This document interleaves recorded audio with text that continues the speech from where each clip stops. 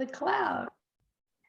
There we go. I knew I was forgetting a step. Hello, everybody. Welcome back to Mastering the Drop, a real view of recovery. If you've been following along this week, although it's a short week, you know that we are talking about how we can move through a way of functioning that we all are guilty of, right? And that's that hurried, flustered, frustrated, I have not a minute to breathe in my life. I have to be everything for everybody, all invested stance that so many of us live in. And when we're in a recovery journey, we're so desperately trying to learn and connect with ourselves. And recovery can be, anything. It can be, recovering from alcohol, drug addiction. It could be that transitional space from leaving treatment and reintegrating into regular life, right? Like going back home to the same house, spouse, kids, bills, job, environment that, previously was overwhelming. But it can also be from a lot of things that the pandemic has exacerbated, right? Social anxiety. It can be depression. It can be just regular old anxiety. It can be binge eating. It can be emotional eating. It can be shopping. It can be people pleasing, codependency, right? Like, so the list is really long when we're talking about recovery. And that's why this is called Mastering the Drop, a real view of recovery, because recovery isn't just for the down, the out, the ill, the poorly functioning, and the folks that need to be removed from their environment so they can be fixed, which doesn't happen anyway. They just get detoxified and stabilized. Then the real work really starts to happen. Anyway, so this week we are talking about how to, even when we have super full days, right? Because most of us do. I have clients, I'm working with them very specifically on this. Like, I don't have a minute to myself. I have meetings all day, and I have kids, and I've got a spouse, and I've got a house. Sure, but there is always space, right? Like, even when you end one meeting and you have another one right behind it, there's still 60 seconds before you're late. And anyway, we all just have to learn how to be in the moment, be in the event, the emotional space, the task, the whatever it is that's hand, be in it, be present. And when it's done, get ready to move into the next one so that we're not super hurried and flustered and bothered and irritated and agitated and annoyed. And so, because I'm working on this with my clients, and it just so happened to be my special guest's predetermined day to be here with us, it just so happened to be a perfect match and a perfect fit for him to be here with us. Because if there isn't somebody that I know, trust, and like more than Robert, he's still going to be our best bet, right? And I'm going to let him introduce himself, but he is the master of creating space and opportunity within ourselves. So without any further ado, Robert, hello. Welcome. Thank you for coming to have this conversation with us. You're welcome. First, introduce yourself. Okay, well, that's quite the introduction you gave, but my name is J. Robert Parker. I am a certified hypnotherapist and director of Twin Ravens Hypnotherapy and Research, LLC. And much of what you spoke of is, like I said, what I speak of a lot. And it really kind of comes down to holding space for yourself. And so, and this is kind of neuroscience that I talk about. Whenever we start the day and we rush ourselves and we tell ourselves in those first waking moments that we're not going to have any time, that we have all of these things to do, that we have to hurry, and if we don't hurry, it's going to have a negative impact on us. Well, 30 minutes after you wake up, you're naturally in hypnosis. You are hyper suggestible to the person you are most suggestible to, yourself. And so When we tell ourselves in those moments that we don't have time, that whatever it is at risk, that we're under the gun, that is a actual hypnotic suggestion that you are giving that to your day. That is the programming you are giving yourself for that day. And knowing that it's 30 minutes after you wake up and 30 minutes before you go to sleep, you are naturally in a trance state. You could take advantage of that time. And that's the time that you tell yourself that you can handle what the day has, and whatever else positive affirmation you want to give yourself. And here's the funny part. It doesn't matter if you believe it. It doesn't matter if consciously you think this day is going to be wild. Your subconscious believes whatever you tell it. It simply accepts whatever information you give it in those moments. So you can think the sky is falling all day, but as long as you tell yourself it's going to be fine, I've got this, whatever have you, in your own words, your subconscious hears it and it will accept that, because as I said, you are the most hypnotically suggestible to yourself. So for in those moments of hypersuggestibility, to tell yourself that you can, to tell yourself that you will, that's a very powerful thing. And in the opposite way, telling yourself that you can't or that it's going to be hard, your subconscious hears that too. So why make it harder? You can at least get the subconscious on your side. So I want to ask a couple questions then, because this is what I'm hearing. I'm hearing what did you say? And because I want one to re-emphasize, but also allow people the opportunity to write it down. Hint, hint. Write it down. So in the first 30 minutes that we're awake, 30 minutes after we wake up, 30 minutes. So it's 30 minutes. Okay, so it's not the first 30 minutes, it's the 30 minutes after we wake up. And then before we go to sleep. So it's the same in both periods. So we'll start with the morning. So if 30 minutes after I wake up, I listen to and or read, and I say listen to because I've heard this before, and I've done this practice and I know it to work well, is pre-recording my voice, giving me the message that I want to hear myself, right? I just don't normally do it 30 minutes after waking. So I'm thinking I'm going to adjust my. Well, it's within that 30 minutes. Basically, once you come into consciousness, when you first wake up and you're still just laying there in bed and you haven't quite fully woken up and gotten done your thing. It's those moments. Right, because I'm doing this much later in the morning. But so if we take the time to give ourselves that positive input, right? I don't suggest waking up, rolling over and start, looking at your phone, unless, your screensaver says all of the great, wonderful things you want yourself to wake up knowing about yourself. But if we wake up and then, click a button and it's a recording of our voice, saying, you can handle this, you got this, whatever it is, right?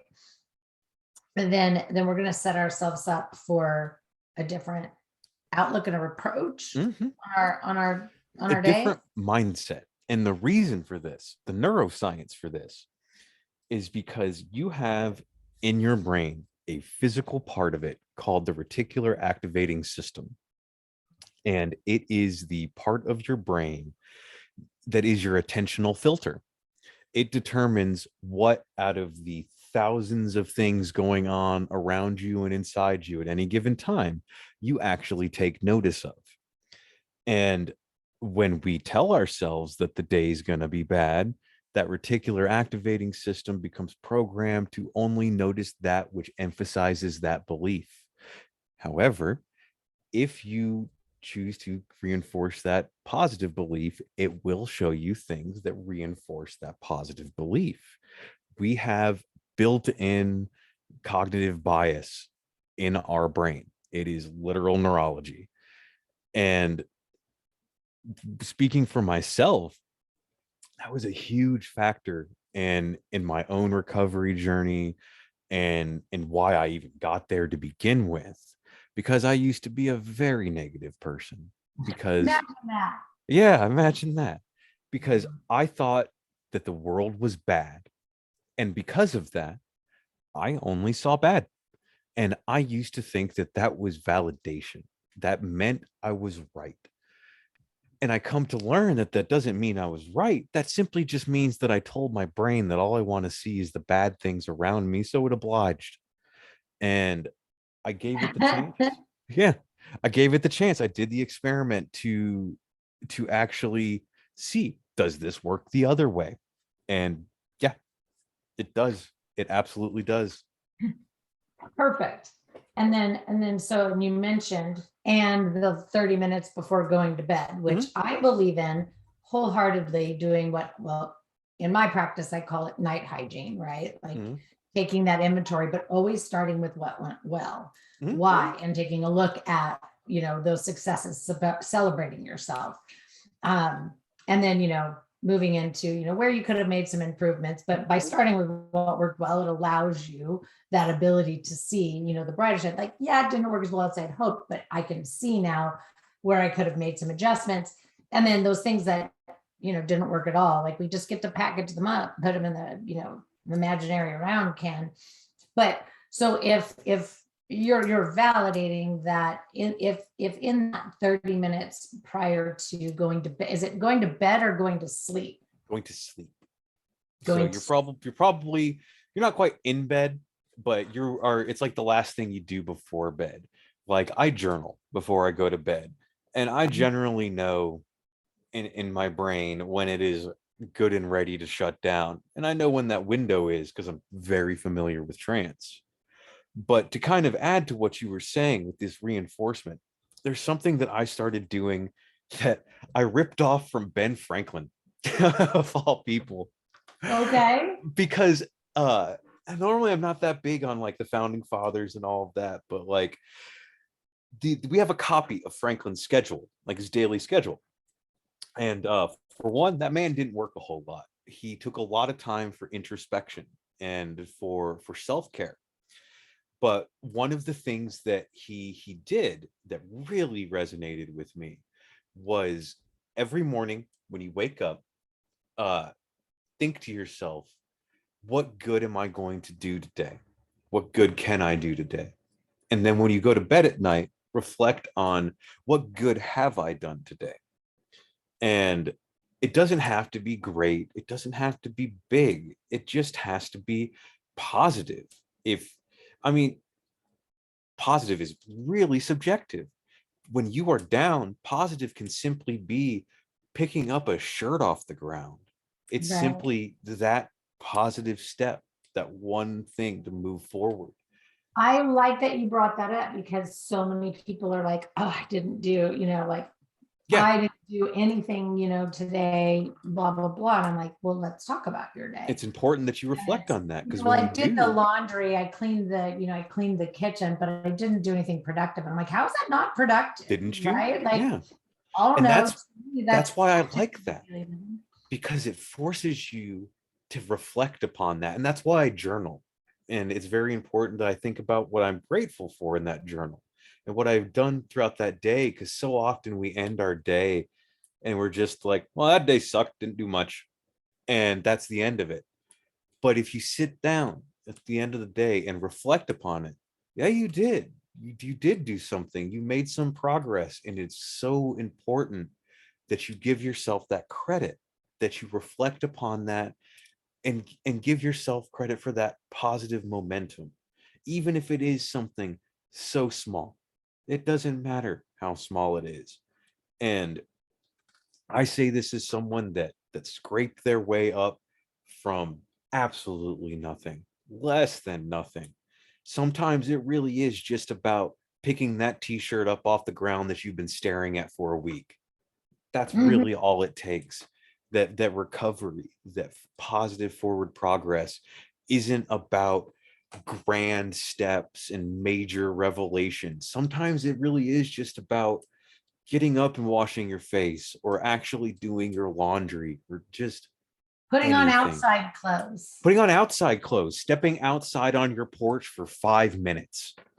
And like that's really all it takes, and that really is positive progress. And we're so quick to write that off. Oh, I just went outside, or it's just a t-shirt I picked up.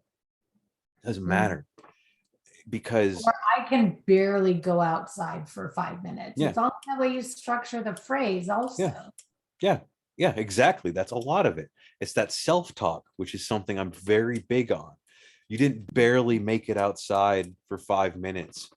You were able to be outside for 5 minutes, and that's Yeah. progress. It went You from something enjoy that you've it. lost to something that you have gained.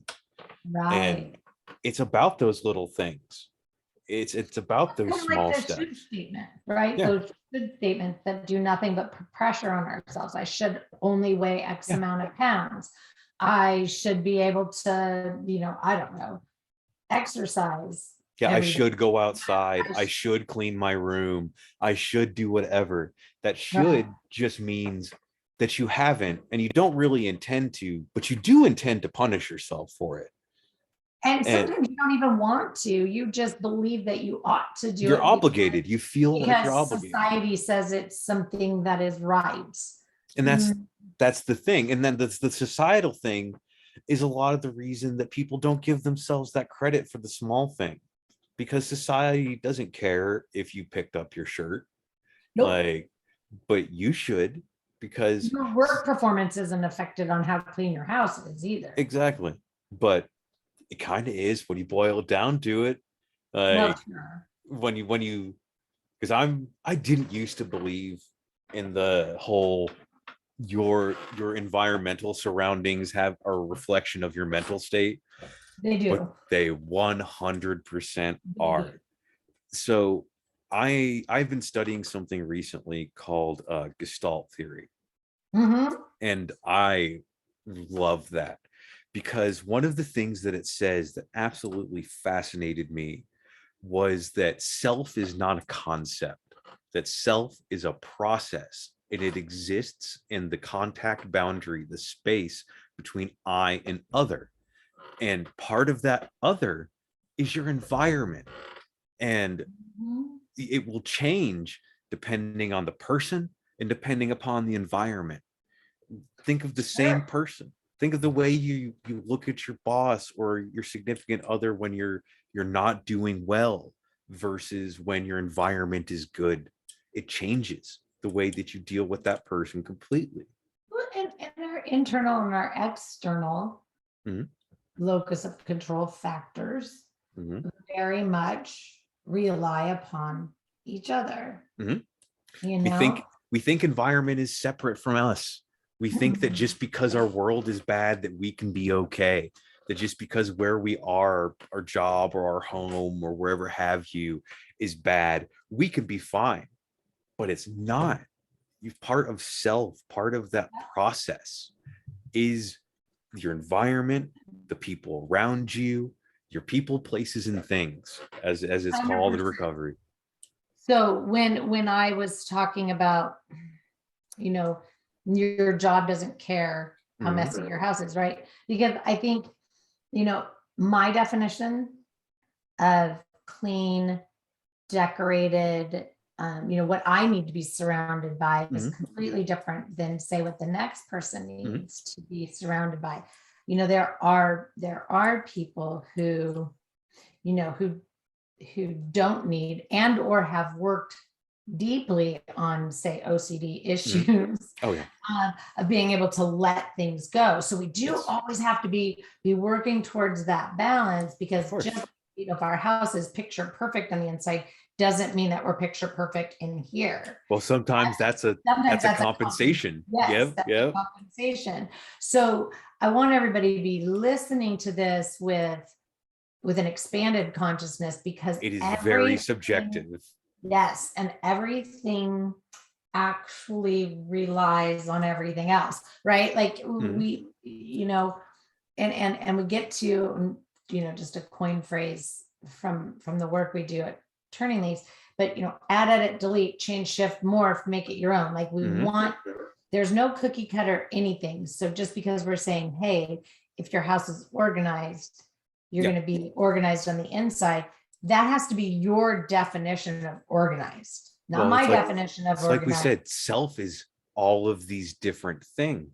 So they don't all have to be perfect, but like if one of them is perfect, but the rest aren't. No. And sometimes I've known people that their house is spotless because that's how they try to deal with what's going on in their head. It's a way to hide. Exactly. A way to hide. They feel like, and I know because I grew up this way, like no matter what was going on inside of me internally, emotionally, or inside of our family home, before you walked out the door, you were put on together. Yeah. You were put together. Your hair was done. You had on, nice clothes, the proper shoes, right? The right handbag, whatever. We were put together, and you smiled, and you were always good. You were always great. You were always fine. Yep. And so, that there are facades that we want to make sure that we're not hiding behind. Also, so with that, I love the start and the finish. I love that recommendation. I know for a fact that they work. So I'm definitely behind you all the way. I highly recommend, that folks find somebody to help them learn how to start and end their day. But I think it's really important, especially on this topic, and especially for the people that feel pressure, because I know a lot of people that can have a nice, good, slow start of the day. And I hear from them, and it's like, I had all the best intentions today, and something happened along the way, right? So it's all about when that first external stimuli comes in, that is irritating, agitating, frustrating, bothering, I don't know, the person cuts you off on the freeway, or, whatever. I know how I get centered and grounded in the moment, and I know how I'm able to allow other people to function in their environment the way that they want to, even though we're sharing the space without judgment. However, I know that you've got to have some amazing tips, tactics, skill sets that you can give to us for those types of things, because 5 of them are going to happen a day. Absolutely. Right? You're going to have to drive to work. A coworker is going to not pick up the slack or do their job. The boss is going to, I don't know, yell at people, and potentially you're going to be disappointed by your spouse or your kids, and perhaps there'll even be an argument, right? Like, things are going to happen. Yeah. Anyway. Well, the easiest thing to say to that is, and I really had to accept this myself, is you're the only one that gives you permission to feel anything. Like, nobody makes you feel anything. Nobody makes you angry. Nobody makes you sad. You allow yourself to be that way. And sometimes it is the appropriate response, but it is always permission that you give yourself. And think about the times that we've gotten mad. It's not just a thing that's just happens. We think, oh, that's not right. We should get upset at that. Like, we should yell about that. That's permission. That is giving yourself that permission. And simply not giving yourself that permission, not allowing something to get to you. And I myself had a huge example of this morning. It's not just me. I had some huge crap go on with a payment provider of mine. Don't use PayPal, kids. And it didn't cost me money. It cost delays in money. And previously, it's something that would have thrown my day so off, that would have just pissed me off the entire day. But rather than do that, take a moment and you think to yourself, does this affect me long term? Does this affect my well-being? No. I have money. That wasn't all of my money. That wasn't even the majority of my money, or a fraction of it. It was a chunk of money, but I'll get it back. And it's fine. And because of that, it's fine, because I gave myself that permission for it to be fine. And it sounds So simple. And it is. It really is. And the difficult part is getting past that denial of yourself, that denying yourself that permission. You have to feel this way, you have to do this thing, you have to drink this thing, whatever it may be. Well, don't you think that, right? And I love that that highlight about, like you're just giving yourself permission to experience living any way any way. Like you're actually giving yourself permission to be angry. But I firmly believe that a lot of it stems from our conditioned way of being, which we can fold back into, how we were led by example, associations, also, and again, learned behavior. that conditioned way of being. So, it's a choice to be a hothead. It's a choice to be judgmental. It's a choice to be rigid. It's a choice to see the world negatively. Right. It's a choice, yes, to see your life as unfair, unkind. I can't catch a break. It's all a choice. And I know this for a fact because it was me, I mean, it wasn't necessarily that, 100% like I described it, but I had different versions throughout my life, but it was my conditioned response mechanisms that were going off. And as soon as I decided to myself that I wanted to see myself differently, I wanted to see myself experiencing living differently.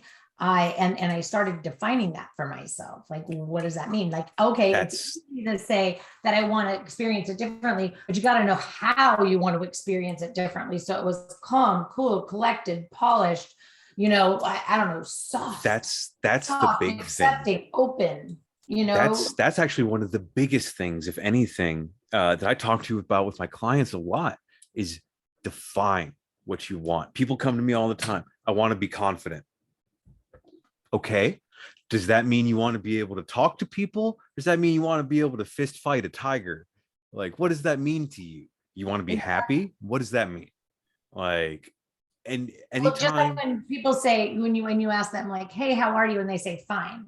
And I'm like, whoa, you want to give me which definition? Because they are polar opposites and it's very ambiguous, this answer you just gave me. Yeah. And that's the thing. Like, whenever somebody asks me, how are you doing? Generally, I come up with a reason, and maybe that's just me. And that's part of that is for me. Am I doing good? Yeah, I'm doing good. And this is why. Like, and it's somebody, who was it? Somebody asked me recently, like, why do you always qualify yourself when I ask you that? And I even said that's mostly for me. It's a reminder. Like, you asked me how I'm doing, and I'm doing good, but I wanted to remind myself why I'm doing good. And but the funny thing is, and this is the trick of being friends with a hypnotherapist, guess what they've started doing? Whenever I ask how they're going or how their day's going, they've started qualifying it to me, telling me why their day's going good. And I've noticed a change in their demeanor. Well, don't you think that the W questions are very pertinent and valuable and valid in so many areas, right? The what? Like, hey, I'm doing great. Well, what made that happen? Yeah. Why? Where? Who made that happen? Yeah. What? Why? Where? When? How? Exactly. Like, they're such great questions to ask yourself all the time. Yeah. And again, it's not about sharing with that person. It's about that self-talk. It's about giving yourself that reinforcement of, yeah, you're doing good. Why are you doing good?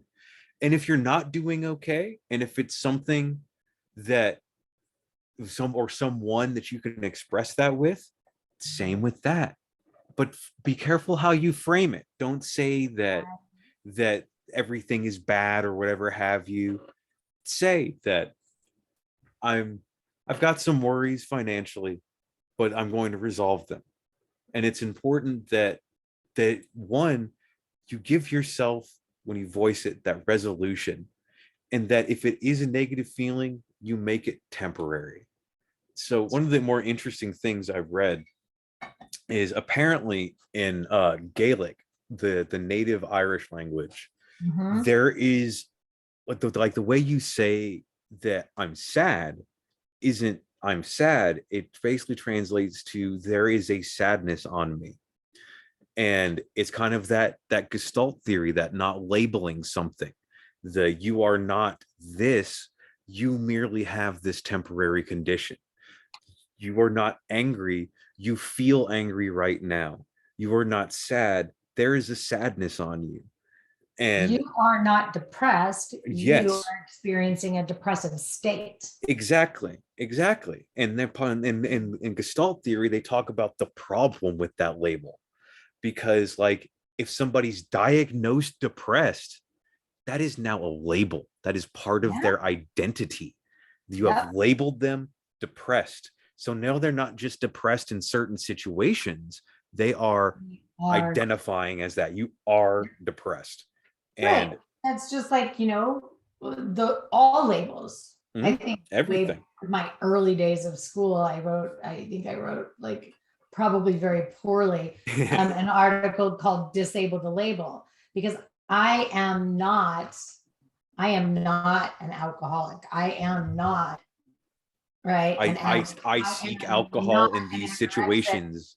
Yeah, I am not, you know, defined by, any health label, any of them. Yeah. I'm not those things. I may experience those things in my life And in when I certain choose, situations, exactly.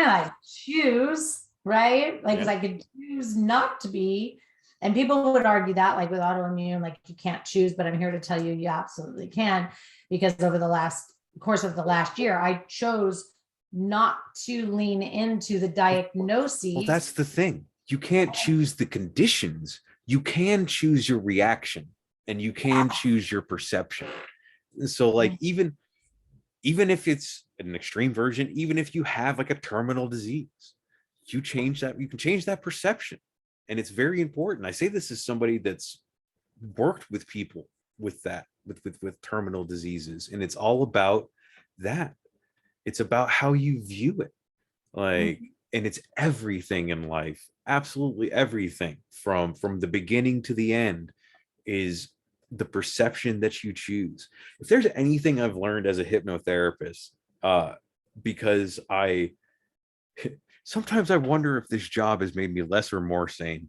I don't know, but it's really made me question what is reality, because it's not a concrete thing. It's strictly perception. Mhm. And what is good and happy to one person is not to the other. What is normal for the spider is chaos to the fly. And it is all your perspective, the way Well, you choose to view things. 100% love this. And just even to end with this super quick story, and I don't even have to tell the whole story, because I actually came home and wrote about it and put it on my personal Facebook page. But we are, as a society, we are so married to, attached to being available all the time, to having that ability to connect with something, anything all the time, to the extent that our smartphones are now not only a telephone or a way to send a text message, they They're are now everything. our social highway, but they're also our wallets. I They was say our are, financial link are yeah. everything. And so I left the house today. I had an hour window before meeting here with you, and I ran out of the house, and I didn't run. I wasn't hurried. I wasn't anything. I was like, cool beans. I have an hour. I have 3 errands I need to run. They're all right here within a 4-mile little circle, right? Like Forget it your was just a phone. little jaunt, right? Like it was a little Yeah. jaunt. And I live in the country, so 4 miles takes literally 4 minutes, Yeah. right? Because there's no traffic. Yeah. But so I got to the bottom of my driveway, which is long. By the time you get to the bottom of it, you're on the opposite side of the gate, and yada yada yada. And I realized I didn't have my phone. I went through a series of thoughts. Yep.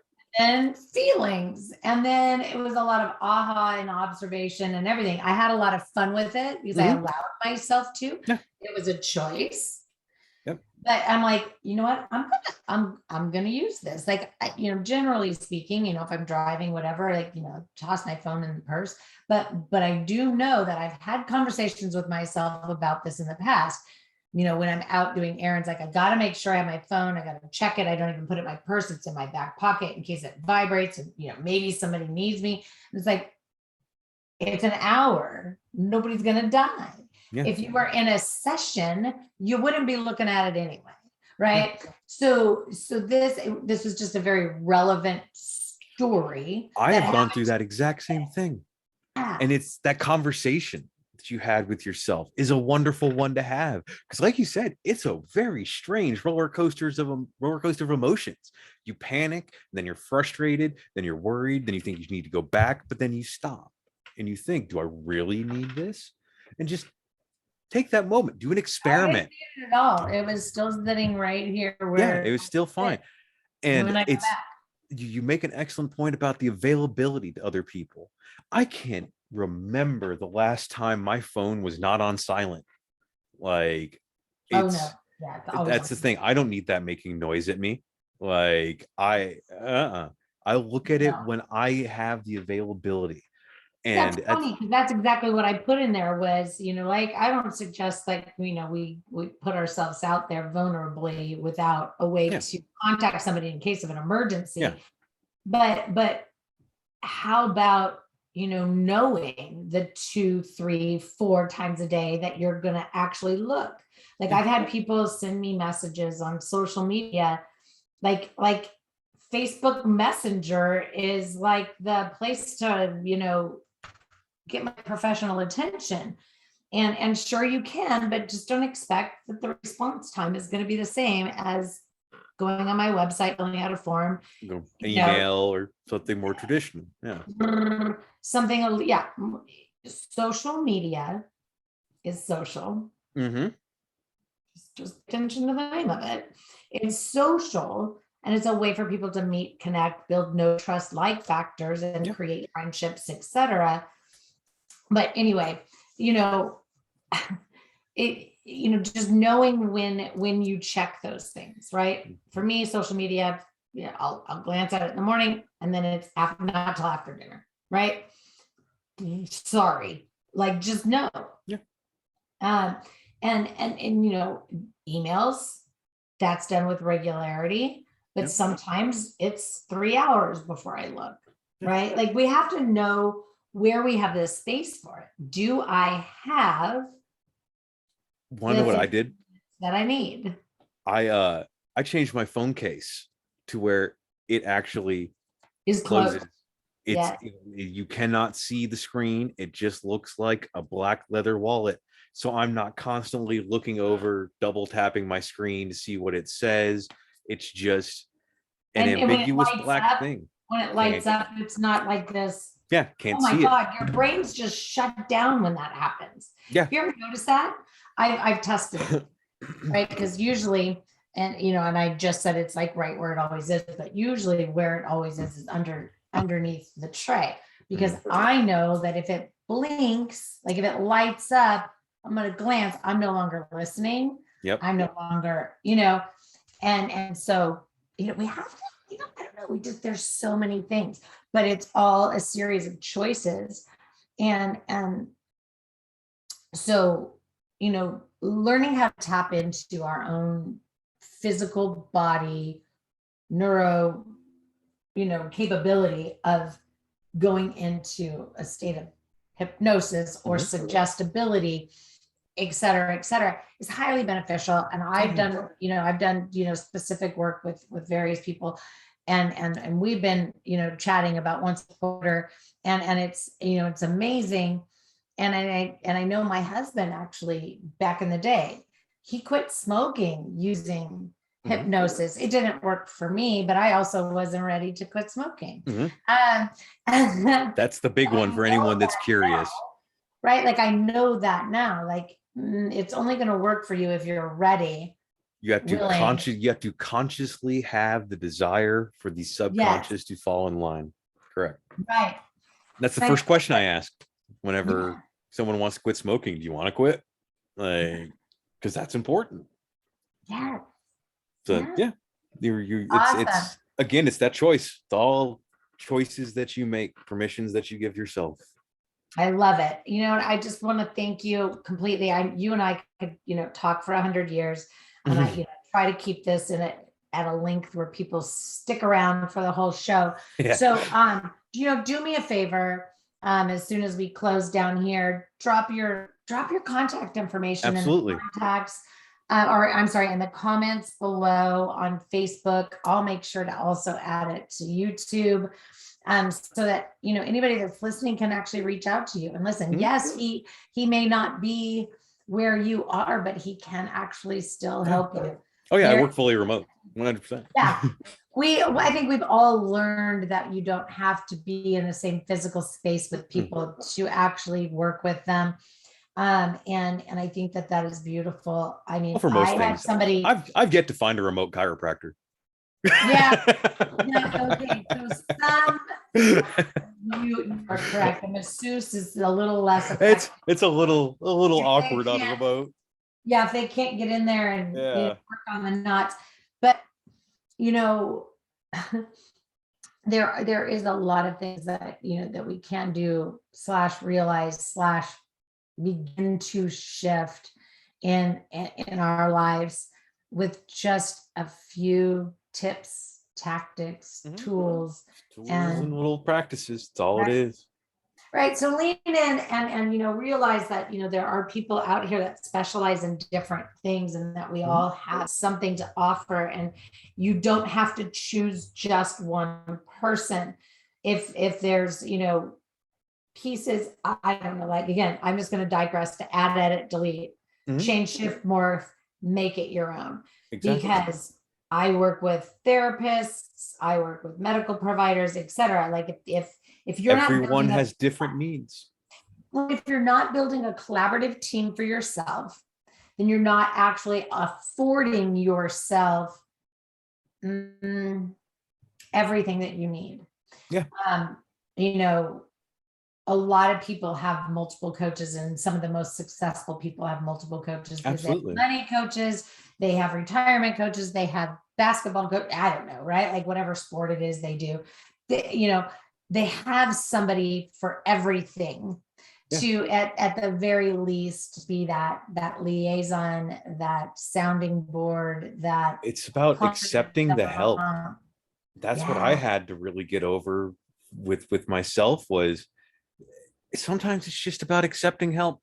It's about asking for help, and that there's nothing at all weak or wrong about it. That in fact, true strength comes from seeking help. That you recognize that you have a weakness and you seek to overcome it. Whereas the weakest thing that can be done, and I came to realize this with myself, is not. It's choosing to endure whatever that weakness is and doing nothing about it. Right. It's like accepting. It's like, yeah, it's acceptance at that point. I don't see a way out, so I'm just going to accept that this is the card I've been dealt, and I am going to call BS. There's pretty much always a way out. And if there's not a way out, there's a way to change your perspective 100% of the time. You are awesome. You are amazing. Don't hang up just yet. I'm going to end the live stream though.